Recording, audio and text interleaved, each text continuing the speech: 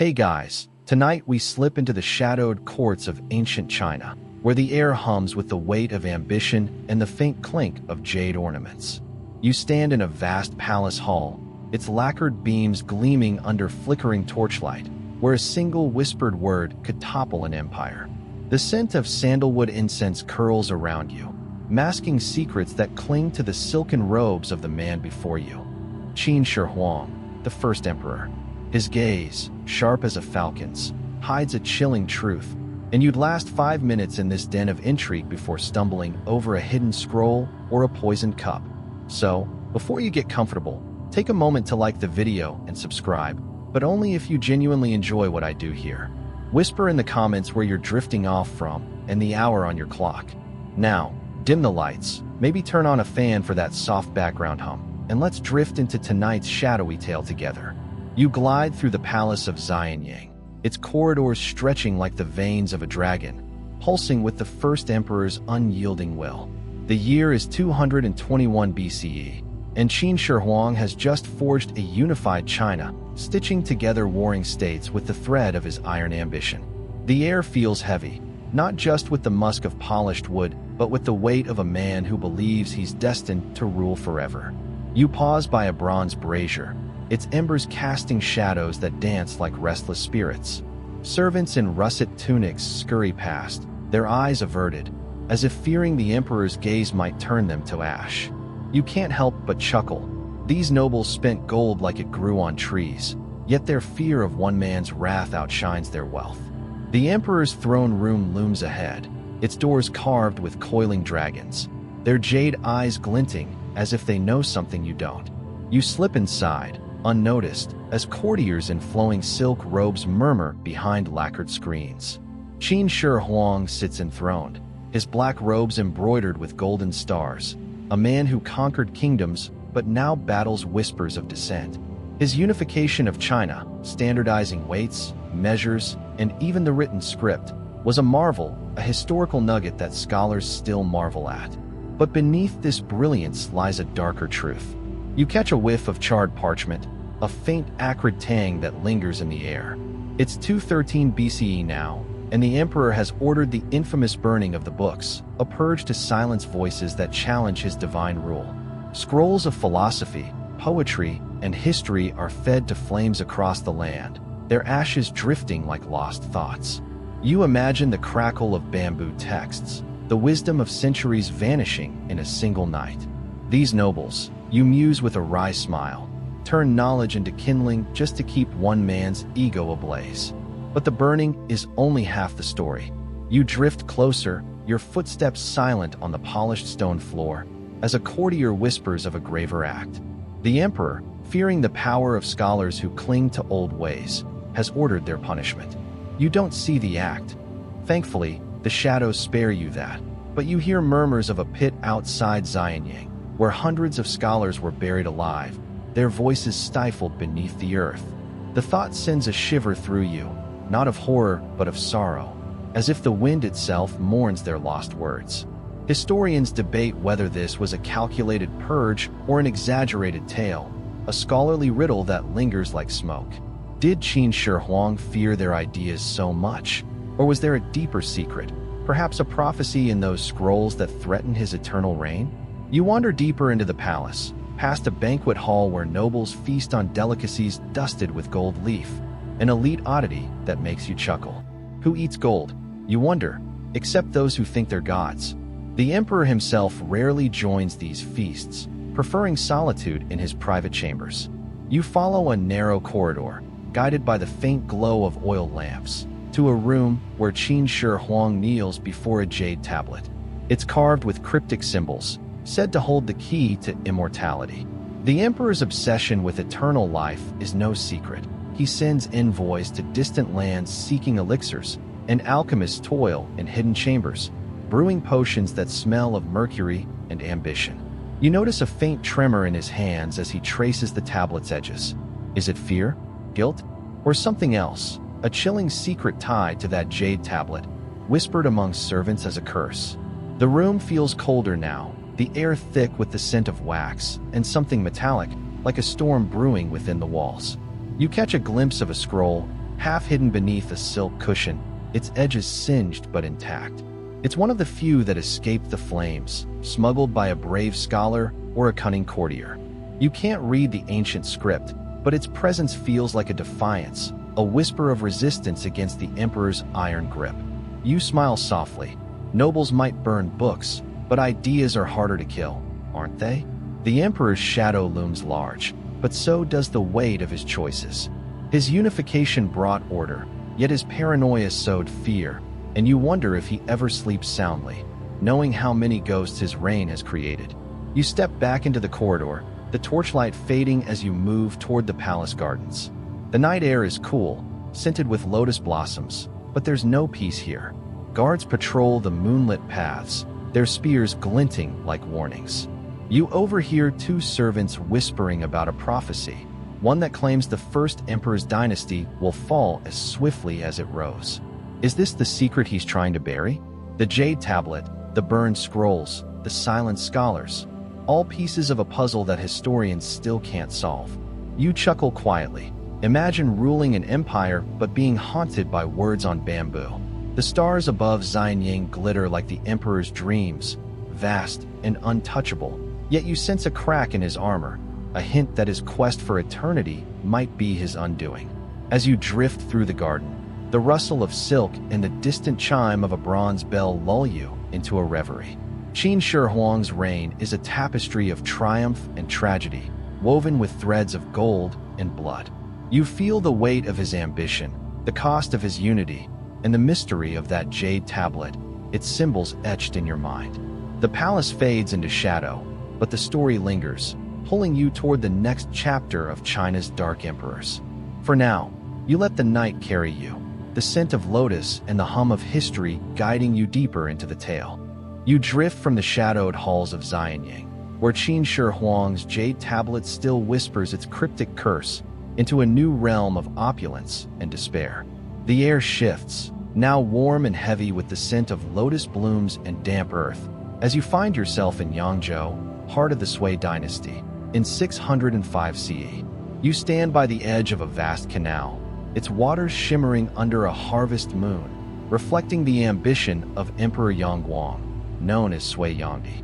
His silk robes, dyed in saffron and indigo, rustle as he surveys his grand project, but the ripples in the water hide a darker truth.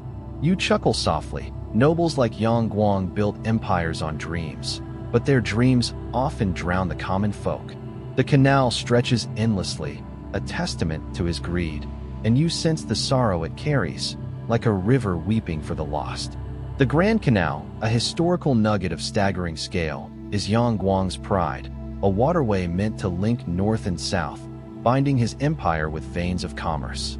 You glide along its banks, where willow trees droop as if mourning. Laborers, their faces etched with exhaustion, toil under the whip of overseers, dragging stones to widen the canal. The emperor envisioned a marvel to rival the Great Wall. Recall that relentless monument of Qin Shi Huang. But at what cost? Thousands perish in the mud, their lives spent like coins in a noble's purse. You smirk at the irony. Yangguang called this a gift to his people, yet it's the people who paid with their blood. The canal's waters, so serene at night, mask a toll of lives that historians still struggle to count. You wander toward Yangzhou's imperial pavilion, its lacquered roof tiles glinting like dragon scales under the stars. Inside, Yangguang hosts a banquet, and the air is thick with the aroma of roasted pheasant and spiced rice wine. Nobles in teal and russet silks recline on silk cushions, their laughter a fragile mask over their fear of the emperor's whims. You notice an elite oddity that makes you grin. They sip wine from cups encrusted with pearls, as if plain gold wasn't lavish enough. These royals, you muse, turned excess into an art form, spending fortunes on a single feast while the canal's laborers starved. Yangguang himself sits at the head, his eyes gleaming with a restless hunger, not for food but for glory. His dream of a grand empire drives him to build not just canals but palaces, gardens, and pleasure boats that glide like floating palaces. You can't help but laugh quietly. Imagine bankrupting an empire just to sail in style. Yet, beneath the opulence, a shadow stirs. You slip behind a painted screen, where a courtier whispers of discontent. The canal's cost has drained the treasury, and taxes crush the peasants, sparking murmurs of rebellion. You hear a tale of a peasant girl, her family lost to the canal's labor, who dared to curse the emperor's name. Her fate is unspoken, but the air grows colder, as if her words linger like a ghost. The emperor's lavish projects, canals, palaces, and doomed military campaigns against Goguryeo have sown seeds of chaos. Historians note that his invasions of the Korean peninsula, launched with fanfare, ended in disaster, with hundreds of thousands dead. You feel the weight of those losses, not in blood but in the quiet despair that clings to the canal's edges, where widows' songs blend with the night breeze. You move to a quieter corner of the pavilion, where a bronze incense burner releases curls of jasmine-scented smoke. The scent masks a bitter undertone, like the emperor's own secrets. You overhear a scholar, his voice low, speaking of a jade seal, a relic said to grant divine favor, passed down from the Qing, perhaps even linked to that cryptic tablet you glimpsed in Xianyang. Yang Guang, obsessed with proving his mandate to rule, keeps it close, but whispers claim it's cursed, bringing ruin to those who wield it unjustly. Is this the chilling secret behind his relentless ambition? Scholars debate whether the seal's legend drove Yang Guang to his excesses or if his greed cursed the relic itself, a scholarly riddle that lingers like the incense smoke. You smile wryly, nobles and their talismans, always chasing eternity but finding only dust. The pavilion's glow fades as you drift to the canal's edge, where moonlight reveals a barge adorned with silk banners. Yang Guang often sails here, escaping the court's whispers to revel in his floating paradise. You imagine him reclining, sipping pearl-dusted wine, while his empire crumbles. The barge's lanterns flicker like false stars, and you notice a servant slipping a scroll into the water, its ink dissolving like a secret too dangerous to keep. Was it a plea for rebellion? A warning of betrayal? The canal, meant to unite the empire, becomes a river of sorrow, carrying whispers of dissent to every corner. You chuckle softly. Yang Guang built a waterway to his glory, but it's carrying his downfall instead. As you wander further, the night grows still, the canal's surface a mirror of the emperor's dreams and delusions. You pass a village, its huts dark and silent, abandoned by families taxed into ruin. The wind carries a faint lament, perhaps from those who toiled for the canal's grandeur. Yang Guang's reign, once dazzling, now teeters, and you sense the empire's fragility, like a silk robe fraying at the edges. His canals, his palaces, his wars, all monuments to a greed that drowned his people's hopes. Yet, the Jade Seal's mystery lingers in your mind, a callback to the Qing's cursed tablet, as if China's tyrants are bound by a shared thread of ambition and ruin. You let the canal's gentle ripples lull you, the scent of lotus and the hum of distant songs pulling you deeper into the tale. You drift from the moonlit canals of Yang Guang's crumbling empire, where the Jade Seal's curse still lingers like jasmine smoke, into the dim corridors of Luoyang, capital of the Eastern Han Dynasty in 180 CE. The air is thick with the scent of camphor and old silk, and the faint clink of bronze coins echoes from a distant hall. You stand in the imperial palace, its lacquered pillars etched with fading phoenixes, where Emperor Lingdi, Lu Hong, reigns, or rather, pretends to reign. His throne, draped in crimson, feels more like a stage for shadows than a seat of power. You chuckle softly. Nobles here play at ruling while eunuchs pull the strings, and you trip over a conspiracy before finishing your tea. The court hums with whispers, each one laced with betrayal, and you sense the empire teetering, much like the canals that drowned Yang Guang's dreams. The Eastern Han's decline, a historical nugget etched in China's annals, is a slow poison brewed by corruption. Emperor Lingdi, a young man with a vacant gaze, ascended at 12, his rule shaped by the eunuchs who raised him. You glide through the palace, past courtiers in teal robes who bow low but glance sideways, their loyalty as fleeting as the incense curling from bronze burners. The eunuchs, led by the 10 attendants, hold the real power, their soft voices weaving webs of influence. You recall Qin Shi Huang's iron grip, his paranoia burning books to silence dissent. Lingdi, by contrast, seems blissfully unaware, a puppet emperor lost in luxury while his empire frays. The air feels heavy, not just with incense, but with the weight of a dynasty buckling under greed. You pause by a silk-curtained alcove, where a banquet unfolds under flickering oil lamps. Nobles recline on cushioned mats, sipping rice wine from lacquered cups painted with lotus motifs. You notice an elite oddity that makes you grin. They wear jade pendants carved with mythical Qing, believing these charms ward off misfortune. Imagine, you muse, pinning your empire's fate on a trinket while chaos brews outside. The banquet's opulence masks a grim reality. Taxes bleed the peasants dry to fund these feasts, and famine stalks the countryside. Lingdi himself, clad in gold-threaded robes, laughs at a jester's antics, oblivious to the murmurs of discontent. You smirk. These nobles turned indulgence into a lifestyle, spending fortunes on Qing charms while their people starved. Behind a painted screen, you overhear a whispered plot. The eunuchs, with their shaved heads and silken voices, scheme to eliminate a rival general, his loyalty to the Han questioned. Their words are soft, like the rustle of silk, but carry the venom of betrayal. The 10 attendants, historians note, sold titles and pardons for gold, amassing wealth while the empire crumbled.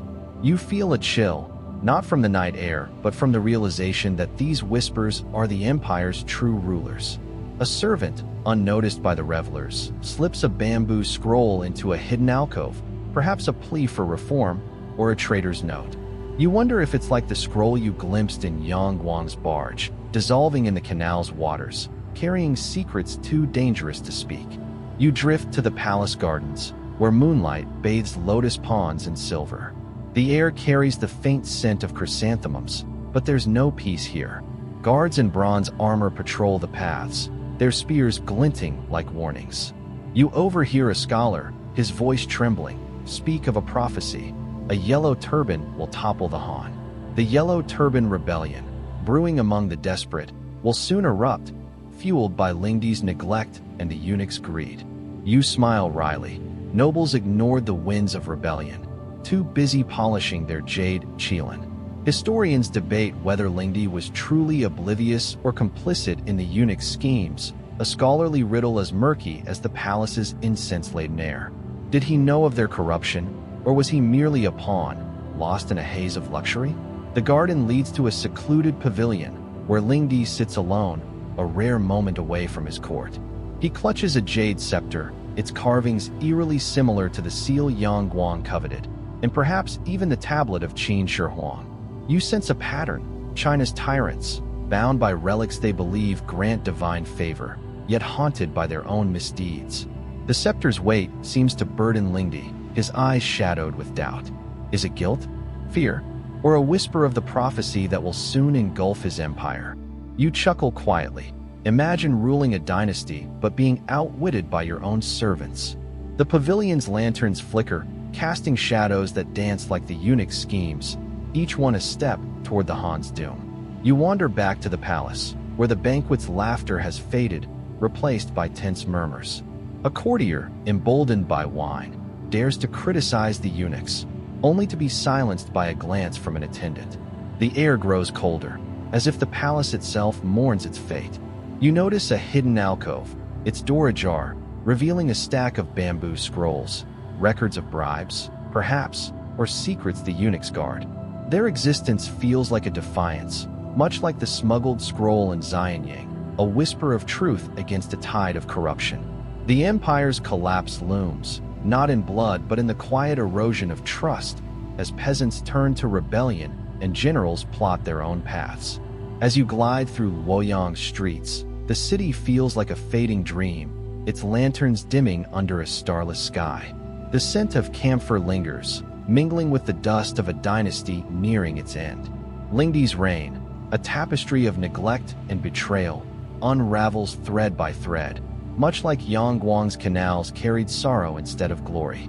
The eunuch's whispers, sharp as daggers, have doomed an empire, and you sense the weight of their treachery, a shadow that stretches back to Qin Shi Huang's burned books and forward to the chaos to come. The night pulls you deeper, the hum of distant flutes lulling you into the next chapter of China's dark emperors.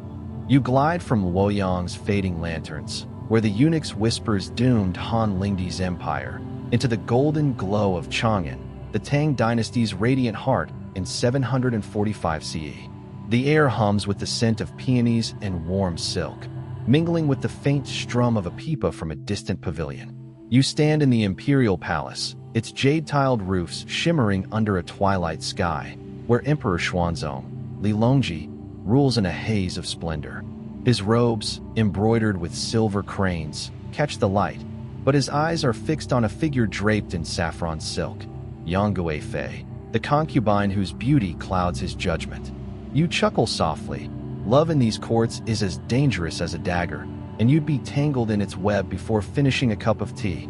The palace pulses with intrigue, and you sense a tragedy brewing, like the rebellions that unraveled Yangguang's canals. The Tang dynasty, at its zenith under Xuanzong's early reign, is a historical nugget of cultural brilliance, its poetry, art, and trade weaving a golden age. Yet, as you drift through the palace corridors, the air feels heavy, not just with incense, but with the weight of a ruler's obsession. Xuanzong, once a wise emperor, now spends his days enraptured by Yang Guifei, neglecting the court to compose poems for her. You recall Qin Shi Huang's paranoia, burning books to secure his legacy, or Yang Guang's greed, drowning his people in canals. Xuanzong's flaw is softer, but no less deadly. You smile wryly. Nobles, it seems, are undone by their own desires, whether for power or love. You slip into a banquet hall, where silk curtains flutter like whispers. Nobles in russet and teal robes recline on lacquered benches, their laughter mingling with the clink of porcelain cups. You notice an elite oddity that makes you grin. They sprinkle their dishes with edible silver flakes, believing it enhances their vitality. Imagine, you muse, eating metal to chase immortality, as if love and power weren't enough to consume them. The feast is a spectacle, with dancers swirling in silk veils and musicians playing melodies that echo like dreams. Yang Guifei presides, her presence a magnet, drawing every gaze. Xuanzong watches her, his face alight with adoration, oblivious to the courtiers' sidelong glances. You sense a shift, a shadow behind the splendor, as if the peony-scented air hides a bitter truth. You drift behind a carved screen, where a general in bronze armor whispers to a scholar. Their words are hushed, speaking of Enlushan, a military governor whose ambition grows with the emperor's neglect. The Enlushan rebellion, a storm that will shatter the Tang, is taking root, fueled by Xuanzong's obsession and the court's corruption. You recall the yellow turban prophecy that haunted Han Lingdi's reign.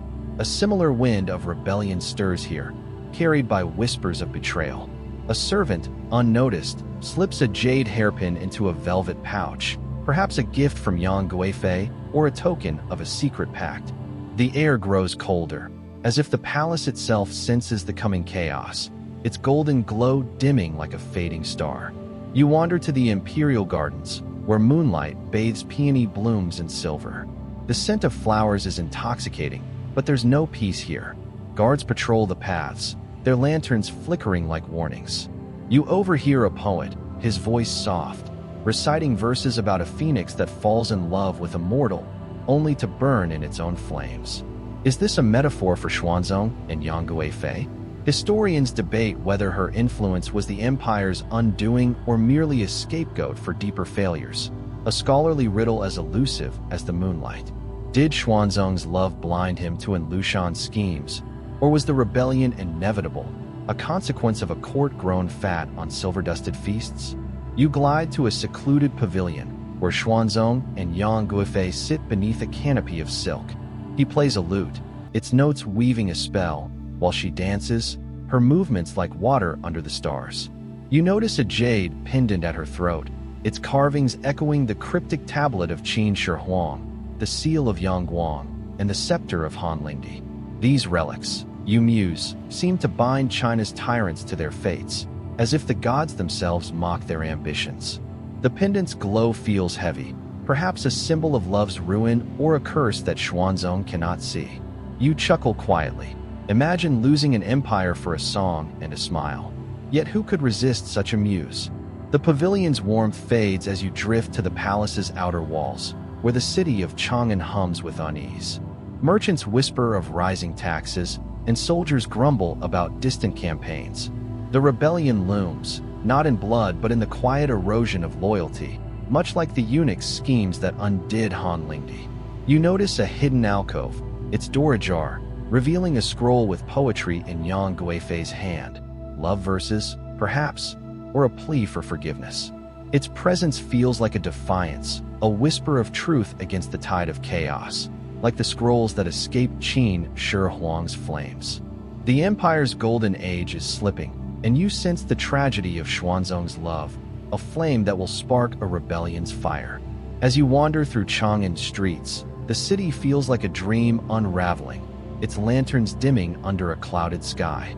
The scent of peonies lingers, mingling with the dust of an empire nearing its fall. Xuanzong's reign, once a beacon of culture, now frays under the weight of his obsession, much like Yang Guang's canals carried sorrow instead of glory.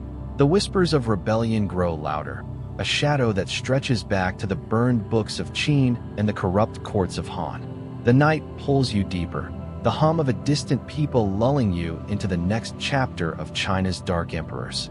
You drift from Chang'an's fading peony glow, where Xuanzong's love for Yang Guifei sparked a rebellion's fire, into the shadowed halls of Beijing, the Qing dynasty's heart, in 1725 CE.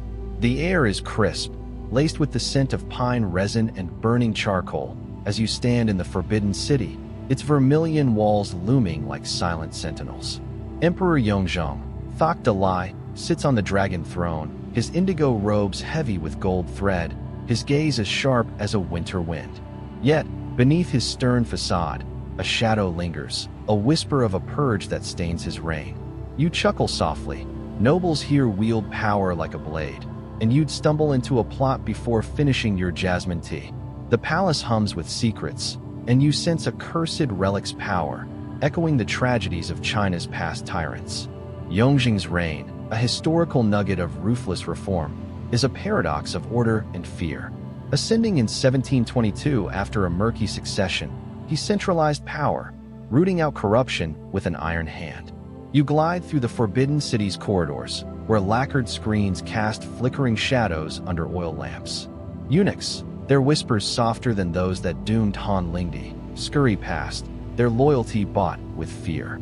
You recall Qin Shi Huang's burned books, Yang Guang's doomed canals, and Xuanzong's fatal love, each tyrant undone by their own ambition. Yongzheng, though, is different, a reformer who wields terror as a tool. The air feels heavy, not just with incense, but with the weight of a throne haunted by a massacre's shadow. You slip into a grand hall, where nobles in saffron and teal silks gather for a feast. The aroma of spiced duck and lotus root fills the air, but the mood is tense, as if each guest fears the emperor's scrutiny. You notice an elite oddity that makes you grin. They wear silk sashes embroidered with pearls, believing the gems ward off evil spirits. Imagine, you muse, stitching pearls to dodge a curse, as if Yongzheng's wrath weren't scarier. The emperor himself sits apart, his meal untouched, his eyes scanning the room like a hawk. His reforms, tax systems, anti-corruption purges, strengthen the Qing, but whispers speak of a darker cost. The Yangzhou massacre, where rebels and innocents alike fell to his soldiers, lingers like a stain. You smile wryly. These nobles feast in splendor, yet their pearls can't shield them from a tyrant's gaze. Behind a jade-inlaid screen, you overhear a courtier murmur of a purge. Yongzheng, fearing rivals, ordered the execution of nobles and officials, their fates sealed in secret edicts. The numbers are unclear, hundreds, perhaps thousands, but the air grows colder, as if their shadows linger. You sense a connection to the scholars buried by Qin Shi Huang, their voices silenced for defiance. A servant, unnoticed, slips a bamboo scroll into a hidden alcove, perhaps a record of those lost, or a plea for justice. The massacre's shadow clings to Yongzheng's throne, much like the rebellions that unraveled Xuanzong's Tang or the eunuch schemes that felled Han Lingdi. You chuckle quietly. Nobles build empires, but their secrets build graves. You drift to the imperial study, where Yongzheng kneels before a lacquered shrine. At its center is a jade orb, its surface carved with dragons, glowing faintly under candlelight. It feels familiar, like the tablet of Qin Shi Huang, the seal of Yangguang, or the pendant of Yang Guifei, a relic said to hold divine favor, yet whispered to be cursed. Historians debate whether Yongjing's purges were pragmatic or paranoid, a scholarly riddle as elusive as the orb's faint glow. Did he act to save the Qing, or was he driven by fear of a prophecy tied to this relic? The orb's weight seems to burden him, his hands trembling as he traces its carvings. You smile softly. Imagine ruling an empire but being haunted by a stone. The study's warmth fades as you glide to the palace gardens, where snow dusts the pines, their branches bowing like mourners. The scent of charcoal lingers, mingling with the crisp bite of winter. Guards patrol the paths, their lanterns casting feeble light against the darkness. You overhear a scholar whisper of a prophecy. A dragon's orb will fall, and with it, the Qing. The massacre, they say, angered the heavens, cursing Yongjing's reign. You recall the yellow turban prophecy that haunted Han Lingdi, or the rebellion that toppled Xuanzong's Tang. China's tyrants, it seems, are bound by omens they cannot escape. The gardens feel like a requiem, the snow a shroud for those lost in Yongjing's purge.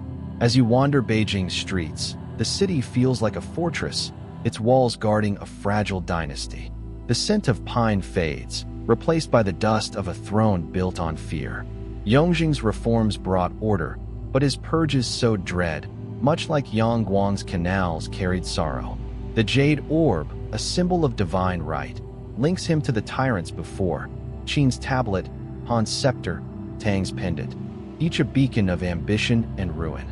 You notice a hidden alcove, its door ajar, revealing a scroll with cryptic verses, perhaps a warning of the curse that haunts the throne. The night pulls you deeper, the hum of distant bells lulling you into a final reverie. As the forbidden city fades, the shadows of China's tyrants linger in your mind. Qin Shi Huang's burned books, Yangguang's doomed canals, Han Lingdi's corrupt whispers, Xuanzong's tragic love, and Yongjing's haunted throne. The air grows softer, the scent of pine and incense dissolving into a gentle void. You drift through a starlit haze, where palaces crumble into dust, and the weight of empires lifts from your shoulders. The jade relics, the whispered prophecies, the fallen nobles, they fade like a dream, leaving only the hum of a distant flute. Let the night carry you now, its embrace as soft as silk, guiding you to a place where shadows no longer reign. Sleep beckons, a quiet haven beyond the throne's reach, and you surrender to its peace, wrapped in the echoes of history's lullaby.